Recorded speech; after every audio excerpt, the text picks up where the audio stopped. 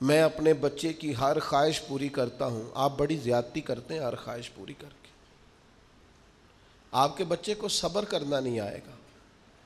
अल्लाह आपको लंबी ज़िंदगी दे, अगर आप खुदा न खास्ता दुनिया से जाएंगे तो इस बेचारे को तो पता ही नहीं होगा कि कोई चीज़ ना मिले तो सब्र भी करना है।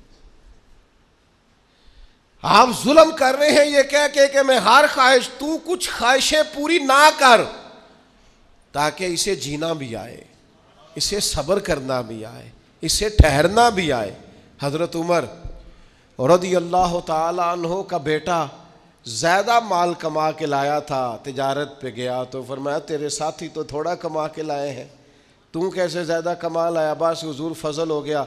फरमाया वहाँ लोगों को पता चल गया होगा तू उमर का बेटा है। कहा हुजूर हाँ ये तो है।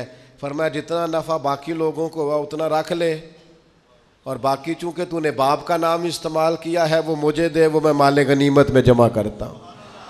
वो तूने बाप के नाम से कमाया है, लिहाजा ये एहतसाब घर से जब तक ओ कायनात की सबसे शानों वाली खातून, सबसे इज्जतों वाली बेटी, कायनात की हर बेटी उस बेटी के कदमों पे कुर्बान कर दूं जिसका नाम सैयदा फातिमा ज़हरा है रज़ी अल्लाह ताला। अली के घर की है इज्जत, ये अली से सुनते हैं। वो नबी के घर की है इज्जत, ये नबी से सुनते हैं। वो जिसने मुअज़्ज़ज़ किया घराने को, हुसैन पाल के जिसने दिया ज़माने को।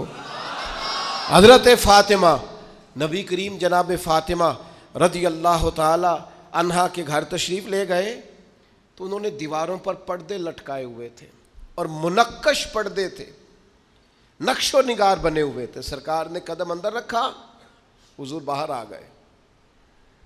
जनाब फ़ातिमा रो पड़ी। मौला कायनात को कहा भाग के जाना, ज़रा पता तो करना। या रसूलल्लाह फ़ातिमा से नाराज़ हो गए। फरमाया मेरी बेटी हो के नक्शो निगार वाले पर्दे लगाती है। फरमाया मेरा और इस दुनियादारी का क्या जोड़? सैयदा तेरे हर हर अदा पे माएँ कुर्बान हो जाएं। जनाब फ़ातिमा ने फ़ौरन पर्दे उतारे, अल्लाह की राह में खैरात करके उम्मत को पैगाम दिया, रंगे चमन पसंद ना फूलों की बू पसंद, हमको है वो पसंद जिसे आए तू पसंद। बस या रसूल अल्लाह जो आपको पसंद है, ख़त्म हो गई बात।